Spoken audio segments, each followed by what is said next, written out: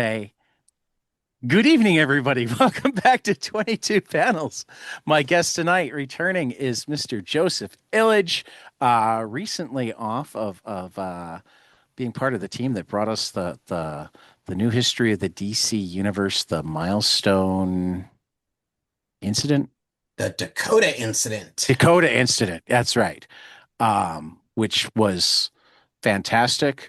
Uh, I haven't Thank you. actually read the rest of the new history of the DC universe. I read like the first issue and didn't dislike it, but didn't like it enough to like make a priority out of reading every issue when it came out.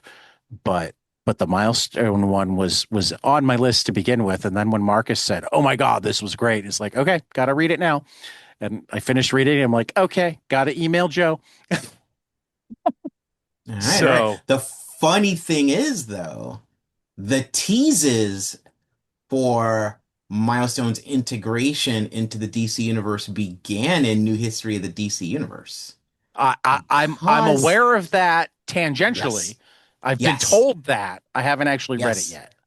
Okay, Are you yeah, telling me that I yeah. should pause the recording and go read it, or do you think we can I'm make it not without telling it? you that. I'm telling you check it out afterwards, and I will. now I you'll will. I you'll mean, understand the whole I process in yeah, I definitely reverse. liked it enough that I planned on reading it. I just like I read the issue and I'm like, okay, this is something that I can read together when it's done, rather than must read when it Yeah. comes out. You know, Which it is. It's now collected. it is. So Yeah. spring break.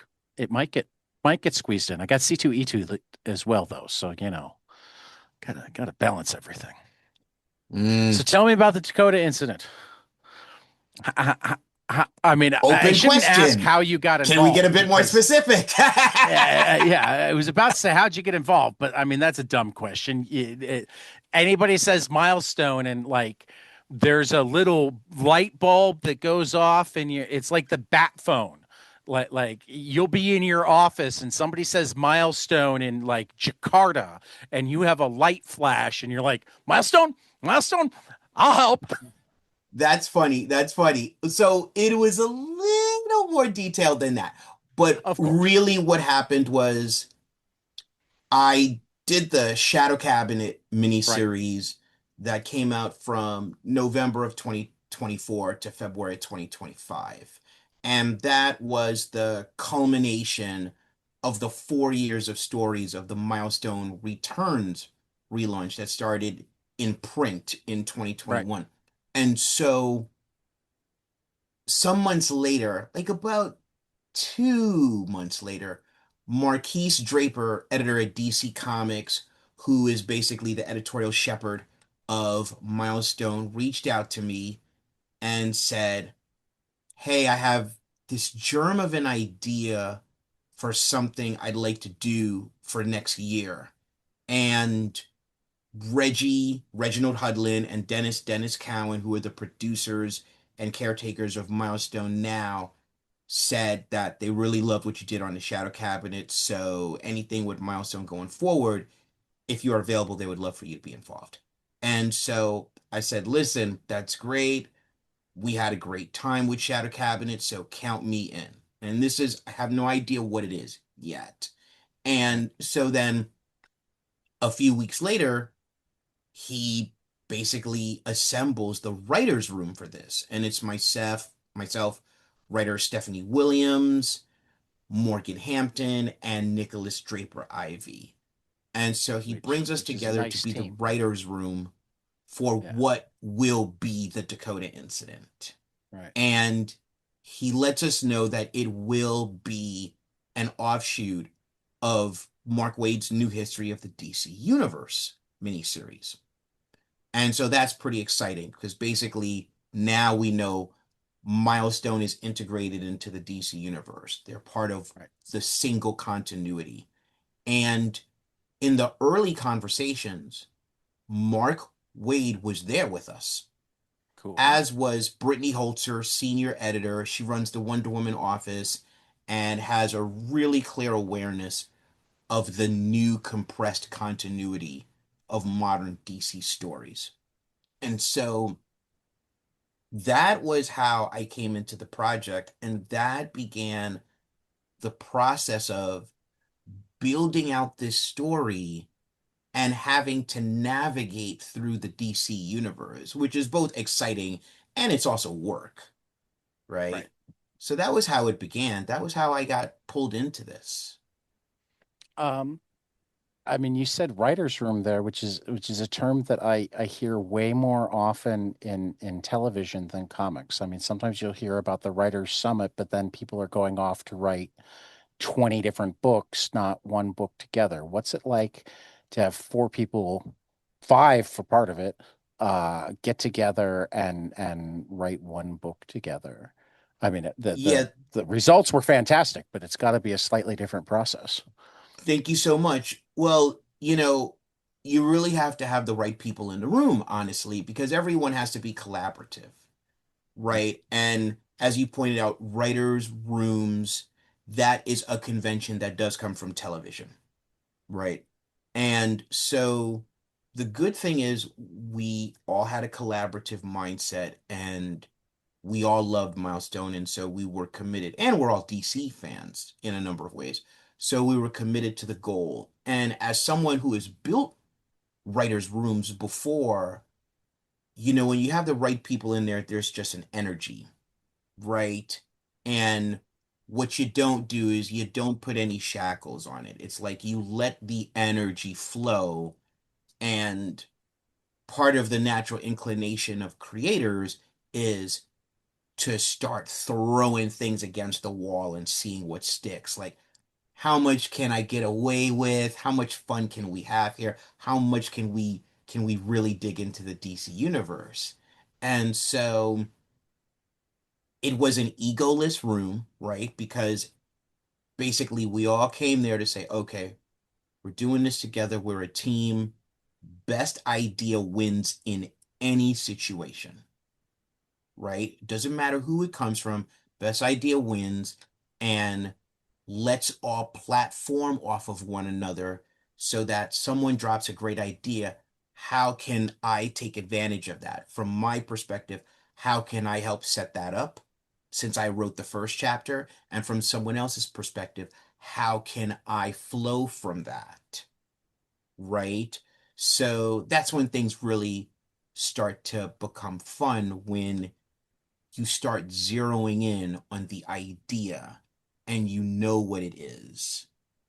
And right there is where you start building the outline.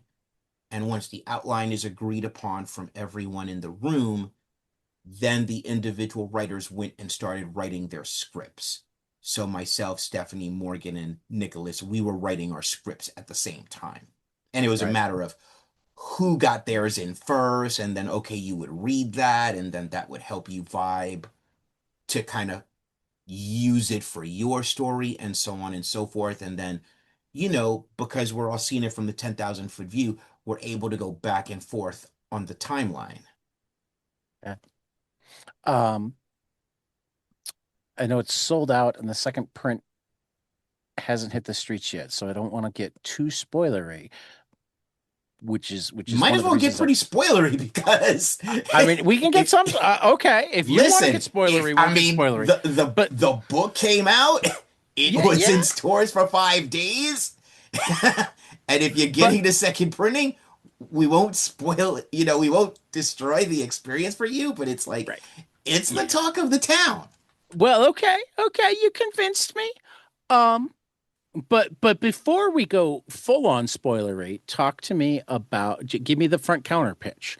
I mean, obviously the bare bones front counter pitch is, um, you're enjoying New History of the DCU. Grab this offshoot, but give me the pitch as if you're not reading New History of the DCU, as if you're taking the milestone. As with me, you're almost taking the milestone as your gateway to the other work. Like you just got somebody at the counter that you think will like it. How do you pitch it to them? I would say the story is about the rise and fall of a new generation of multicultural superheroes and how one incident puts them in opposition with the United States government led by the administration of President Lex Luthor. which like Lex Luthor has as president has been a concept for more of my life than it hasn't, but I still like get shivers every time I think about it.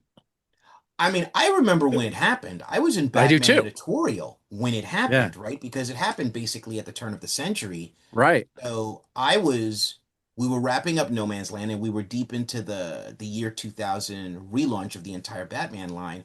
And over in the Right, Superman office, Lex Luthor became the president. And it's a thing where it's like, because people have been conditioned, or at least at that point in time, were conditioned to believe that that was not going to happen. It was brilliant that DC did it, right, right? Because then it's like now all bets are off. right, And now we're going to find out what happens when the person with the power, right, has been the enemy of so many. And right, so it was brilliant in that it went for 4 years in real time.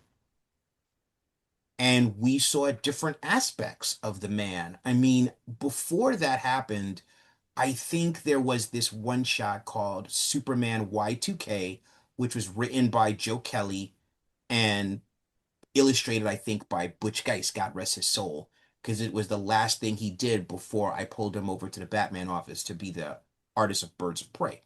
And it was just such a brilliant portrait of the origin of Lex Luthor. And I think it was the first time that we got the idea that Lex Luthor is a person that in his mind is the hero of the story, of the world, right? We would see further expansion on that in Brian Azzarello and Lee Bermejo's Lex Luthor miniseries. right, So, you know, we got to see different aspects of Lex Luthor. And also, this was a Lex Luthor that tried to protect the Earth during Our Worlds at War, which was a big intergalactic crossover at DC Comics. So it was very interesting to say, okay, that's the guy we're going to play with. So he's the guy that, from the perspective of the heroes, he's the enemy. But still, in the back of his head, he thinks he's the savior of the human race.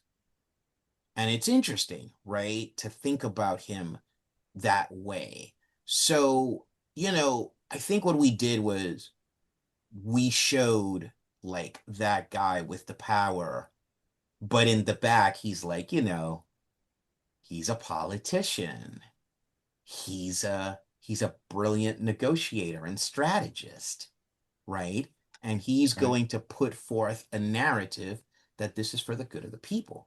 And so it was very interesting and dramatic to be able to incorporate that presidency into our story, as well as having the quintessential Suicide Squad from the John Ostrander, Luke McDonnell series of 1986, which, I mean, that's a seminal book. That's just a seminal book in superhero comics, not just DC Comics, right? And And still a hole in my reading history, so I need to fix oh that. my goodness. Well, there's a Suicide Squad omnibus with your name on it.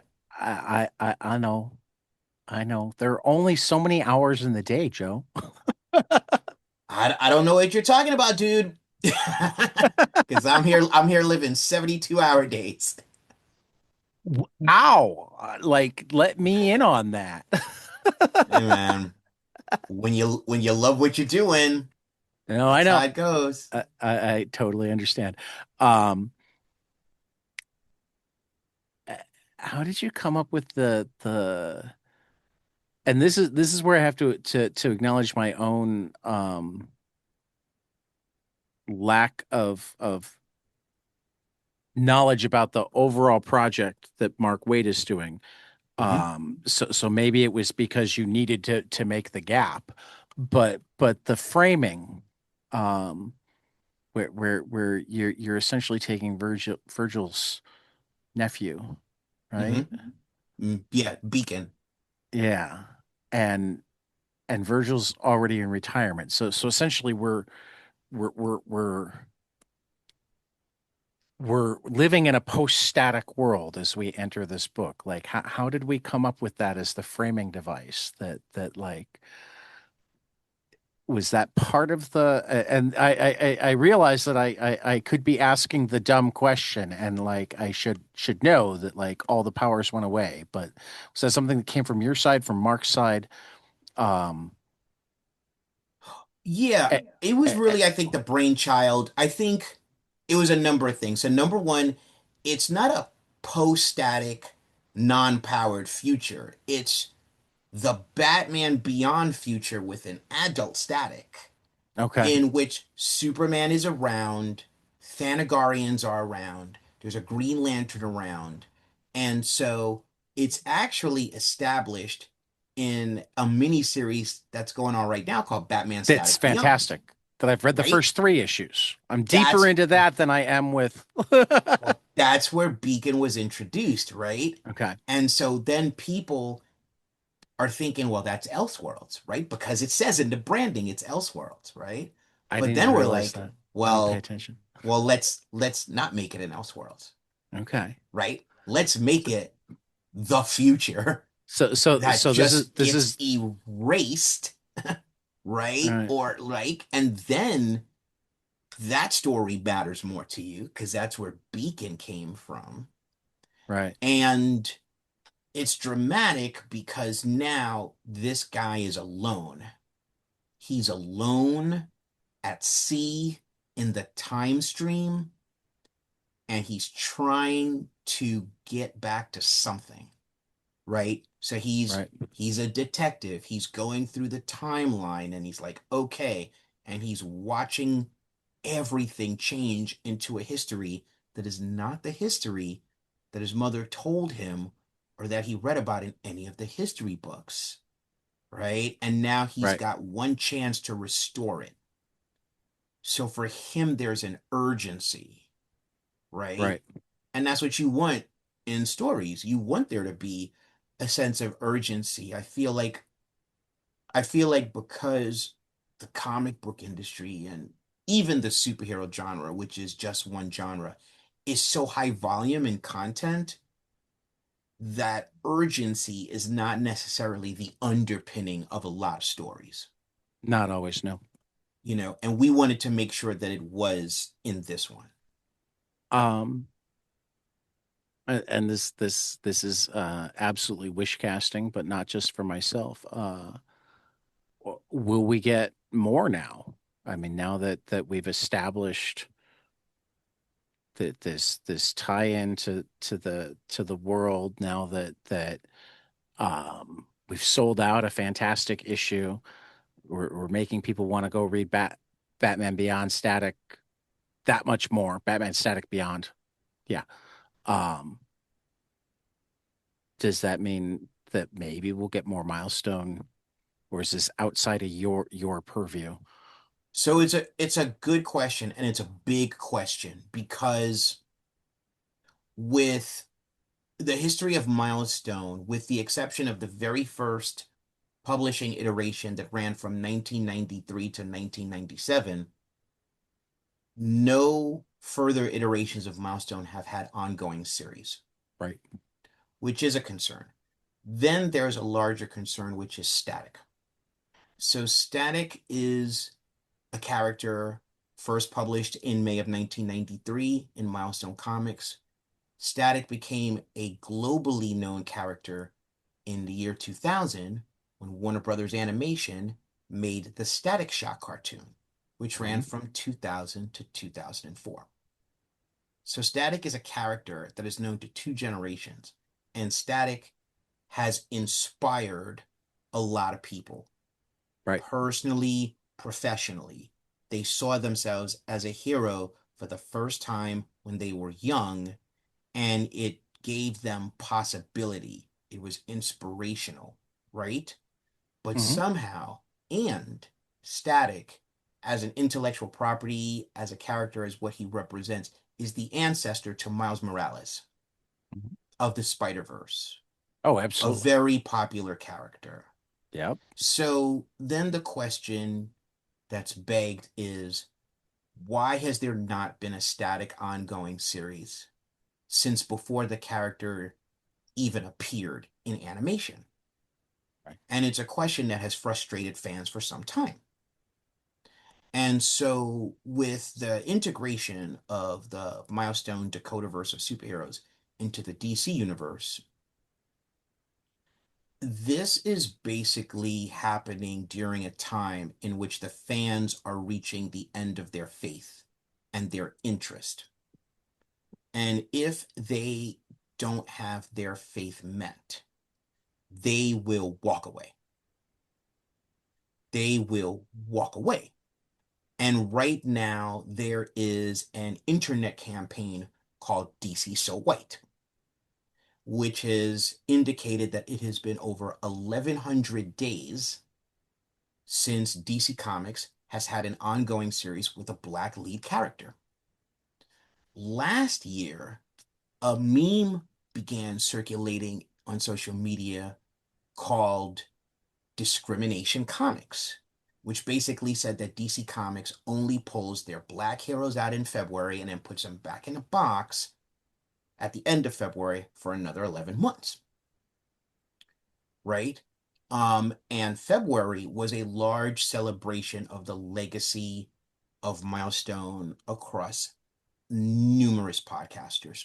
So, what happened was, in light of that, I wanted to get to the heart of things. And so I created something called the Dakota Incident 100K Challenge, which was a call to action for the community to sell 100,000 copies of New History of the DC Universe, the Dakota Incident. Because by doing that, you would show a level of demand for a static ongoing series that could not be ignored.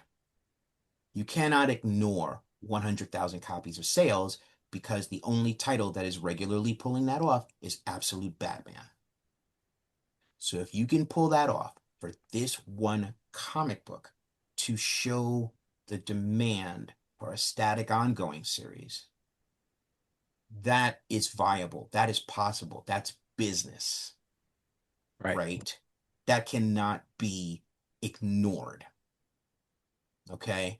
And so everyone came together. I mean, myself and the other writers, we started really talking to the community about this comic before the end of the pre-order period so that people could get in their advance orders so that the comic shop owners would know the demand up front for this book. Then, when the book came out, it sold out in 5 days worldwide. It dropped and then it was gone. And DC saw that and they didn't expect that. They didn't think it was going to perform like that, but it did. And it did because of a collective effort from myself, my fellow writers, the podcasters that we called in favors with, and the communication of what the Dakota Incident 100K Challenge means. And now we're going to a second printing. The second printing is going to be in stores April 22nd, but the pre-order date, the end pre-order date is March 30th. So that is the more important date. That's the date by which you have to go to your comic Final shop order owner. cutoff, March 30th. Yes. But So, final so order I have, cutoff is Greek to most people. They don't know I what that know. means. That's Well, no, that's I get it. inside baseball language. So I'm being very clear. Well, It but means at least I don't pre-order. say FOC. Yes. So so it's pre-ordering the comic in advance so And that it's not completely inside baseball to my handful of listeners because I explain it literally every week on the regular episode that's before awesome. going through.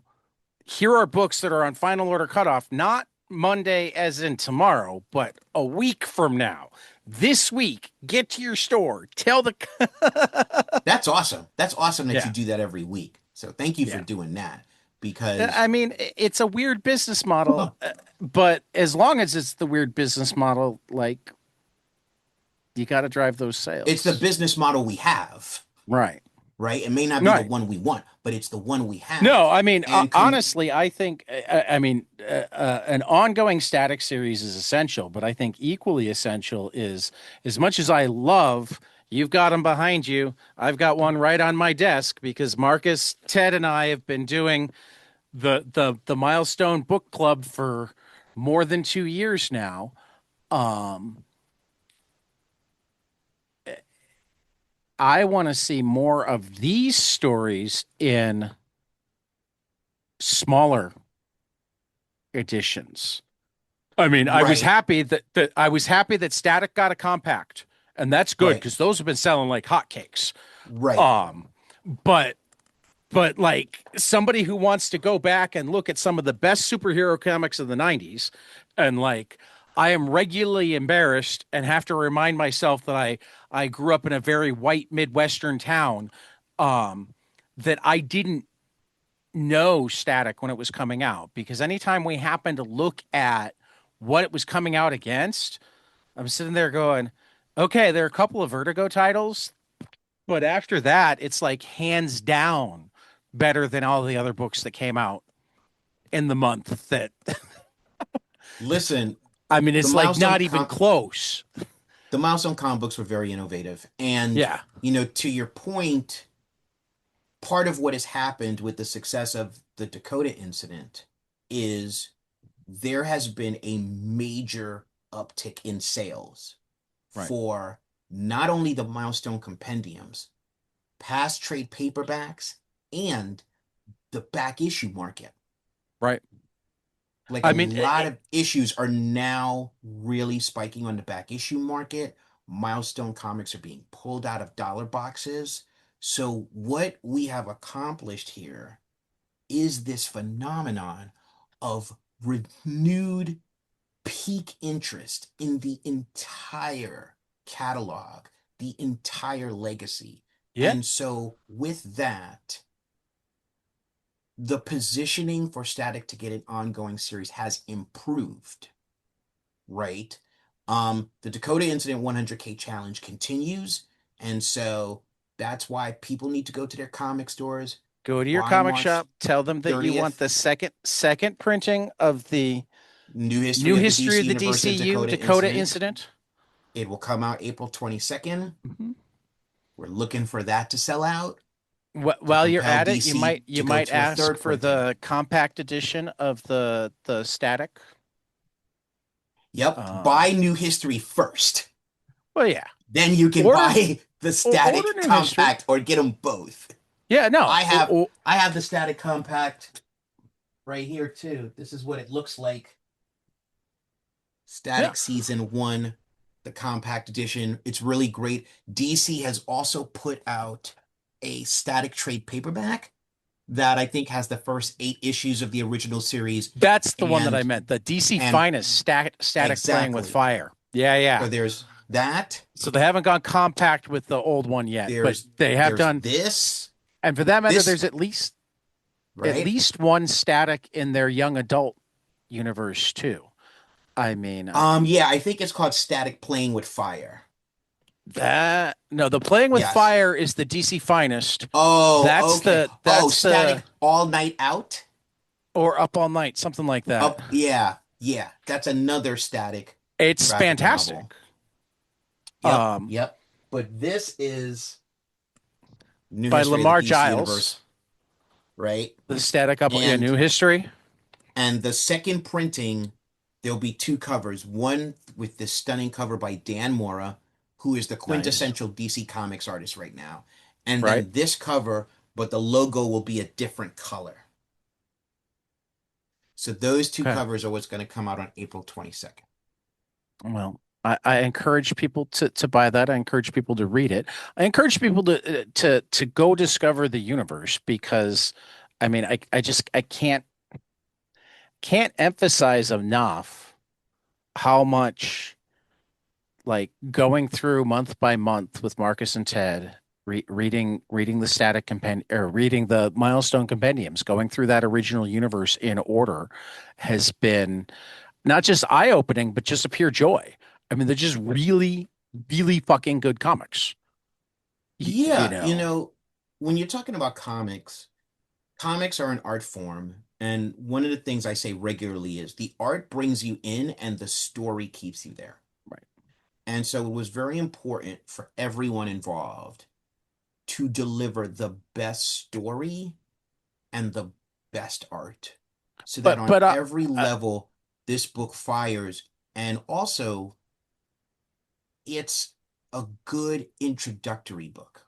yeah, So if you have no exposure to the Milestone Dakota versus superheroes, this is a great entryway for you. If you do have exposure to them, then you're going to see some remixing with the mythology because of how we had to integrate into the DC universe. And if you're a DC universe fan, then there are things here for you too, because again, we're talking about taking things from the mid 80s and the turn of the century in this timeline. And these familiar touch points are things that DC fans will recognize. So, I mean, listen, I'm a big fan of the DC superhero universe too. And so being able to do this story on that large landscape, that was a thrill. how was it? I mean, because you are a big fan of the DC universe, like the Trinity had a difficult part in the Dakota Incident issue, where they felt more on the government side as they were, and they were conflicted. But how was that for you? Was it fun writing that? Was it okay? This is what's right for the story, but I hate putting Superman through this grinder. Well, What? so I think there are a number of things. Number one, thankfully, I didn't have to write that chapter. So, There we go. like, I wrote chapter one, which basically dealt with the rise of the heroes, the rise of Right, milestone heroes, and the incident that changed everything. Stephanie Williams dealt with issue two, which was the United States government and the Suicide Squad attempting to take Dakota by force and having to fight the milestone heroes. Chapter three, which dealt with the Trinity and the negotiations with two of the milestone heroes and President Lex Luthor. That was written by Morgan Hampton. And okay, then Nicholas Draper Ivy wrote the prologue with Beacon in the future and his timeline being erased, and the epilogue, which is Beacon taking his one last shot to save the future and what that right. involves. So I didn't have to write that, thankfully. Now, I was, of course, part of the planning. And as far as I'm concerned, Superman, Wonder Woman, and Batman were put through nothing. Okay. They were put through nothing. I mean, the story, I think, actually shows their impotence Well, in no, this absolutely. situation. Like Superman, Wonder Woman, and Batman have no agency, right? And part of the reason they have no agency is because they don't understand the situation because they've never been to Dakota. Right. I And I was I Superman, was Superman will not go against the United States government. Wonder Woman is technically the ambassador of Themyscira. right. She's not going to go against the government. Batman's a vigilante. So even if Batman is in disagreement with the United States government, he's not going to engage in war with it. This is not Frank Miller's Dark Knight version of Batman, Right. Well, right? This is a different Batman. right. And I guess I meant the question in a more meta sense. I didn't mean what you put them through in the comic. I meant as somebody who does have a deep history and love of the DC universe. Yeah. How did it feel to take the Trinity and give them no agency, which is not something that we see very often. Yeah. Well, listen, the primary goal is the story, Right. right? No matter what our affection is for these characters at different stages, the story is the most important thing, and the story will reveal to us where the characters are on the stage of this drama. And so like we did what needed to be done. We did what made dramatic and character sense. And there's something symbolic about a city under siege that didn't have its own heroes and then receive their own heroes. Their city is attacked, their heroes are attacked, and then in the last 2 minutes, here comes Superman, Wonder Woman, and Batman. And it's like, you can't do anything here. Like, you don't mean anything to us. And that's something that heroes have to reckon with. They have to reckon with um, sometimes being impotent, right? Yeah. And that goes back to a comic book I edited in the Batman department in the late 90s called Batman the Hill, written by Christopher Priest, in which Priest has Batman go to a neighborhood in Gotham that he had never been to before called the Hill, in which the black and brown people lived. And when he went there, they weren't afraid of him because he had never been there. His legend didn't mean anything to them. And so he had to spend time there among these Gothamites so he could understand them. And now we're talking a social drama, right? So I think the the Dakota incident is both a superheroic drama and a socio-political drama. Yeah. And That's definitely how I felt. Definitely how that's I in the felt. tradition of Milestone Comics, period. Milestone Oh, Comics absolutely. always operated from a more naturalistic perspective. Well, I was going to mention we slid off in this direction, and it was a wonderful direction. But like when you were talking about um, static birthed Miles Morales, while I wholeheartedly agree with that, I would say that Milestone actually birthed Ultimate Marvel. One of the things that made Ultimate Marvel special, particularly Ultimate Spider-Man, was that it was just more grounded in something that felt real. Right. Yes. Yes. I could You, definitely see that. it was the real Milestone. world with superheroes Right. rather than the superhero world where I mean what made Marvel special initially way back in the 60s, when you compare Marvel and DC Comics was that like, oh, we've got a superhero universe where their alter egos actually act like real people, but it still didn't feel like you were in the real world with superheroes. You felt like you were in the superhero world, but there were a few real people. Well, You know what I mean? yeah, well, so 60s Marvel, 60s Marvel, let's say from Fantastic Four 1 to Fantastic Four 100, right? Right, That was supposed to be the world outside your window in the sense right, that the conditions of the world that they were dealing with at the time, like the space race, um, scientific discovery with different forms of energy, right, you know, um, the the the aftermath of like the Korean War, going into right. the Vietnam War, right? It's like these things were in the world fabric, and Stan Lee and the different collaborators, Jack Kirby, Bill Everett, Steve Ditko, you know, they knew the mission to paint an amazing world that people recognize to some degree. And Right. that Marvel Age of Comics was the North Star for Milestone in the Oh, 90s. absolutely. Absolutely. It was cited in the Milestone Bibles. Okay. And so the Ultimate Universe was basically the 21st century version of the 60s philosophy of Marvel. So Right. interestingly enough, from Marvel to Milestone to the first Ultimate Universe is a straight line and a circle at the Absolutely. same time. Speaking of the Milestone Bible, like the teacher in me, the academic in me wishes so much that things like that saw the light of day more often. Is there it, I mean, the biggest question I have is, do you know if there are any that are still in existence? Because that's the first step to there ever being like a artist edition or whatever for geeks like me that would happily pay $150 to be able to see what what all the creators worked from. Well, I mean, some of us have physical copies. I have a physical copy in my house.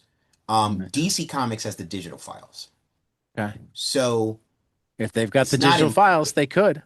it's not impossible that there could be a Right. version. I mean, listen, we have the guide of the whole Jose Luis Garcia Lopez DC licensing guide, which was created in 1982. We never thought that was going to see the light of day, but now it's a book, Right.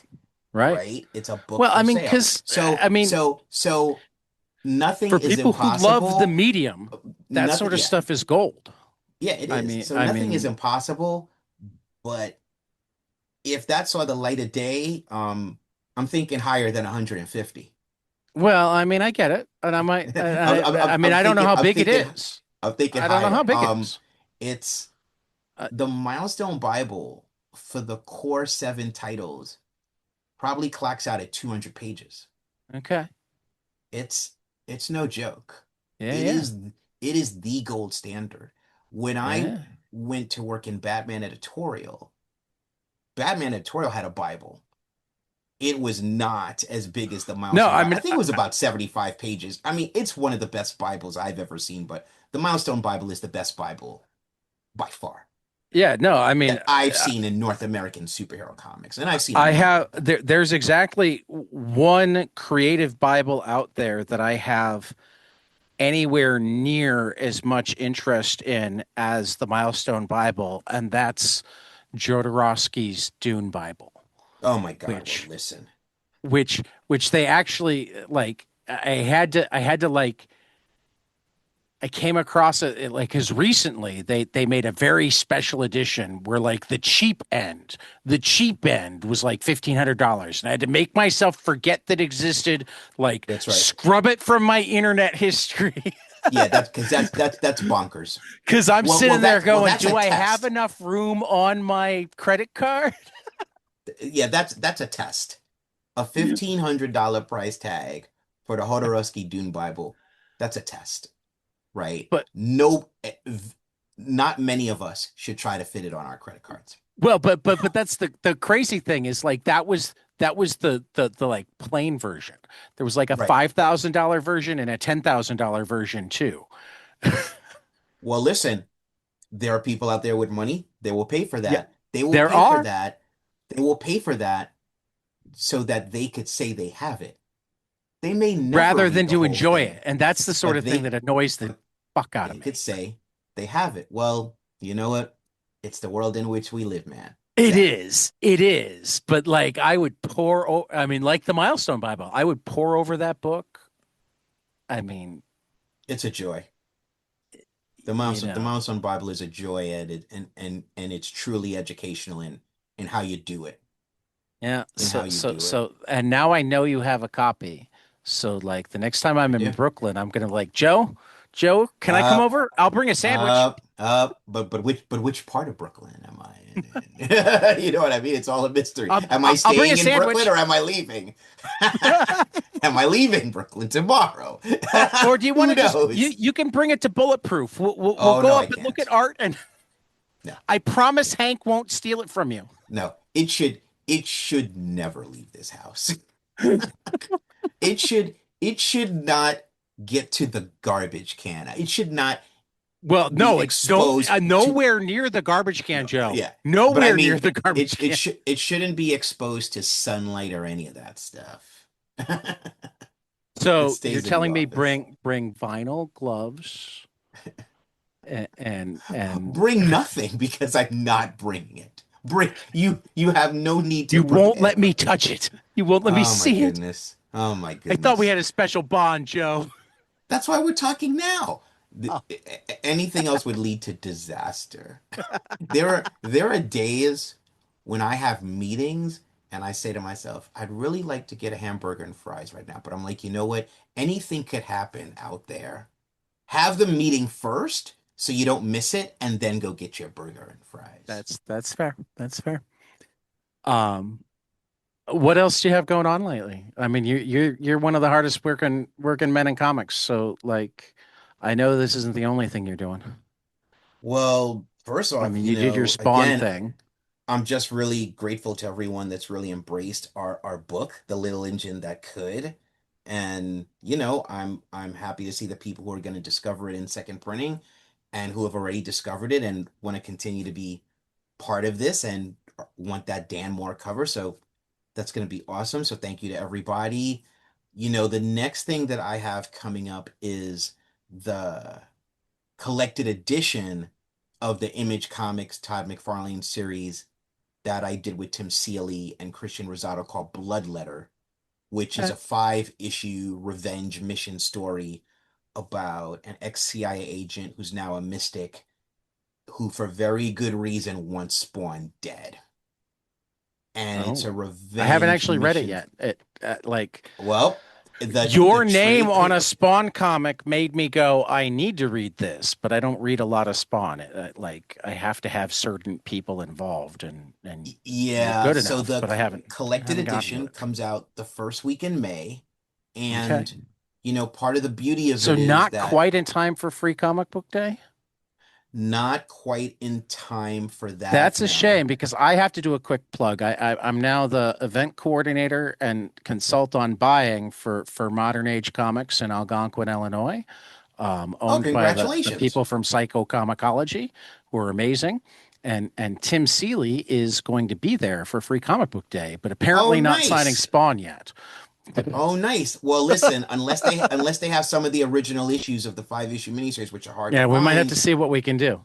yeah. So I so mean, he's got two free comic book titles, so there won't be a shortage of things for him to sign. But it would have been no, there cool to won't. He's a it he's a he's a would have been busy cool to guy. Uh, add um, the Spawn too. yeah. So I saw him in a Bloodletter. movie on Wednesday night too. You saw Tim in a movie? In a He's movie. in a movie? Jim Terry made a movie and Tim was in a scene. Oh, all right. I'll have Yeah. to call Celie and ask about that. Yeah, it's called oh Skank and Okay. or Shank. I'm sorry, Shank. It's called Shank. Shank. And Okay, very Shank. different than Yes, skank. yes, They yes. mean two very different Yes, things. it's called Shank. Okay. And the way I described it to David Walker last night was imagine um Jim Jarmusch and Kevin Smith got together to make an action movie on absolutely no budget whatsoever. That's pretty And that's compelling. what you get. That's pretty I compelling. loved it. I loved it. So All far, right. it's screened once, and who knows if it'll ever screen again. I hope so. I was asking Jim today if there's any plans to have any sort of like let me buy a DVD or a digital copy, or frankly, I mean, what it feels like it should be is a VHS tape, but then I'd have to find a VCR. It might be worth it though. I'd have a VCR just to watch this one movie. Okay, that would be something. Oh Um, my God. Um, but so, the thing about Bloodletter is that we made it new reader accessible, which Good. I think is just the way, you know, every comic book is somebody's first comic. Yep. I think I remember Denny O'Neil telling me that years ago. God rest Denny's soul. And so, you know, we made it so that if you've never read a Spawn Universe title, you can come in through Bloodletter. And if you have, Bloodletter means something entirely different for you, Different. right? And Right. so, you know, volume one is going to be 14.99, which is a very affordable price point. It Because is. listen, people work hard for their money. They get the fact that you got to make decisions, but this is an easy buy. It's 5 chapters, and it's mean, man. It's a mean revenge story, and we're so proud of it. And listen, getting to introduce a new character into Todd McFarlane's Spawn universe, I mean, come on, that was fun. Right. right. So we got Bloodletter, we got New History of the DC Universe, Dakota Incident.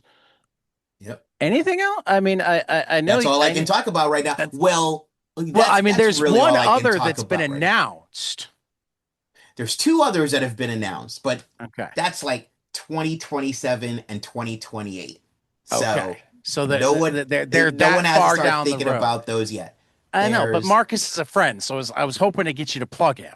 so okay, so let's talk about that quickly. So we're doing a so Marcus and I did a middle grade graphic novel on the story of Harriet Tubman, and it's just coming along amazing.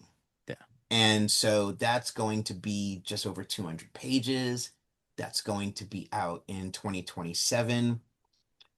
In 2028, a Harlem Renaissance graphic novel Ooh, about a love triangle between three teenagers um, called The Wren is coming out through Macmillan, their adult nice. graphic novel imprint called 23rd Right. Street Books.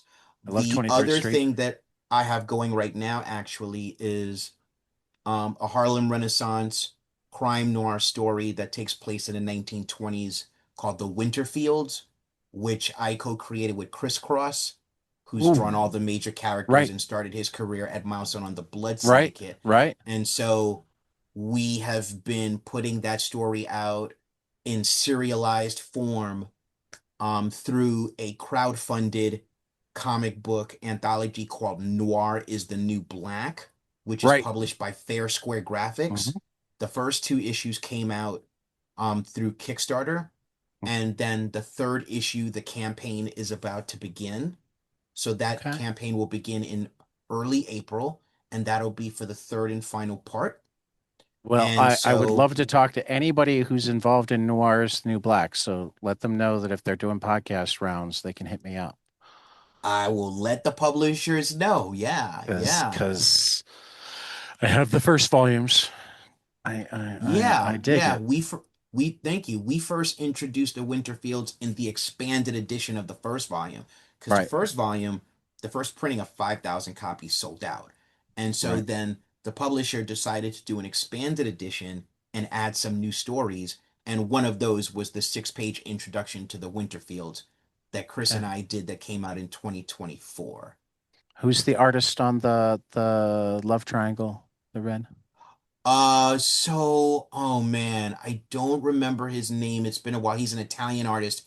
This is Okay. amazing. Like it definitely feels in a number of ways. It has the aesthetic of like a Disney cartoon from like the Okay. 1930s. Okay. It Very is cool. absolutely, it's coming along beautifully, Very right? cool. I'll Coming be all along over that. beautifully. No, I love Yeah, yeah, 23rd thank you. Street. They do.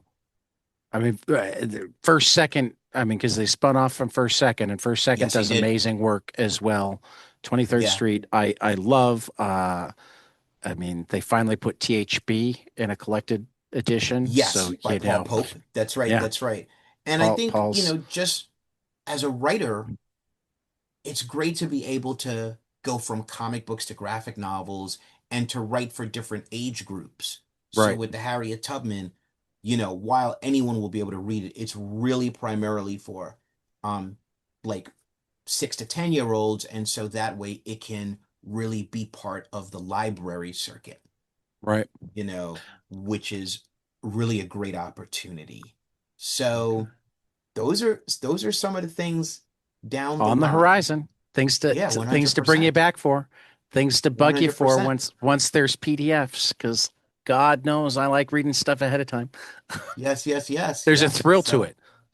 Okay, yeah, I now I now have two closing questions. So there's the sure. one that you know already, you're gonna answer a closing question for the first time. Okay. That I'm actually really looking forward to your answer, just because of all of the different places you've worked, all the people you've worked with. Um, I've been doing this podcast for a little less than 5 years now. I'm in my fifth Okay. year, and I feel like I've entered the twilight. Congratulations. Thank you. I feel like I've entered the twilight zone. I feel like my life has become magical in so many surreal ways. It's not even funny. Hmm. I mean, to use an example involving you, I hung out with you in the attic of a comic shop looking at original Gabriel Del Otto art as it was opened. Yes, you did. Yes, you did. The collection of Gabriel Like Del Otto work at Bulletproof Comics. Yes, you did. I watched the package open. Yes. Yes. Um, I've found that it doesn't matter how long people have been in this business. It doesn't matter who they are, how big they are. All of us have surreal moments, surreal experiences, things that like we think about and go, "Oh my God, did I really get to do that?" Like pinch ourselves. So I started collecting the stories. Tell me some experience that you got to have purely because you chose comics as a thing to devote a part of your life to that like you sit back and go, "Wow, I got to do that." Shortly after I left DC Comics in the year 2000, one of the inkers that I worked with quite a bit, named Aaron Sode, became, I think, an artistic director at Stanley Entertainment. So myself and two of my business partners at the time traveled to California for a week for a series of meetings, and we went to Stanley Entertainment. And I got to meet Stan Lee and meet him and shake his hand.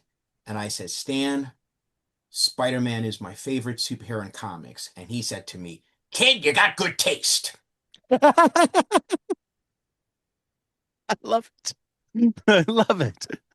Um, That all would be a right. surreal moment that I That's experienced because I a chose completely comics. surreal moment. Yeah. Yeah.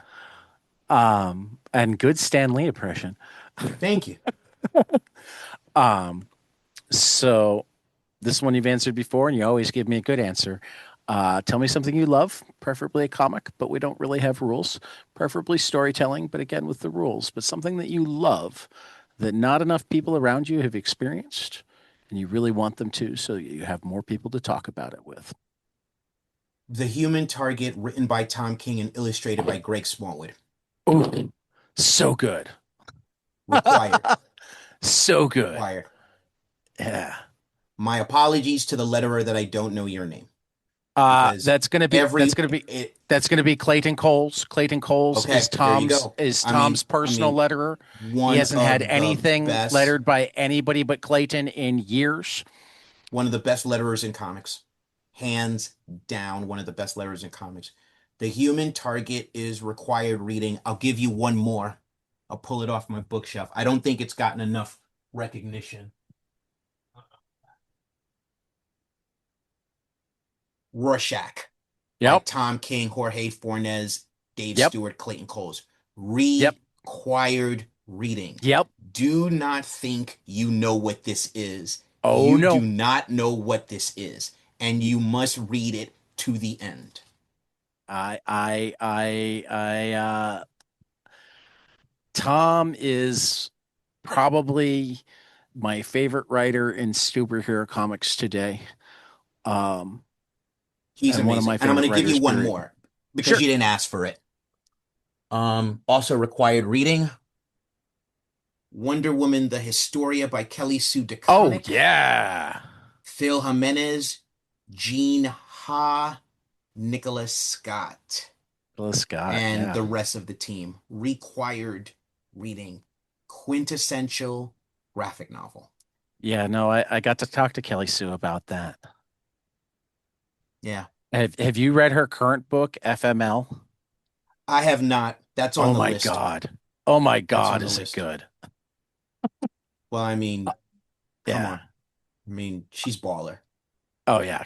Kelly Sue is fantastic. Well, Baller Joe writer. Joe, as always, it's a total pleasure. And for a change, we didn't go down a Mazzucchelli rabbit hole. So we'll We have did to do not. that. We'll have to do that next time. We can do that next time. I think this is literally the only time you've been on that we haven't gone down a deep Mazzucchelli rabbit hole. Oh, well, listen, we got to shake it up sometime. So, Exactly. Exactly. Mazzucchelli knows I still love him dearly. That I hope he does. So for 22 panels, this has been Joe Illidge, and we will see you after the next page.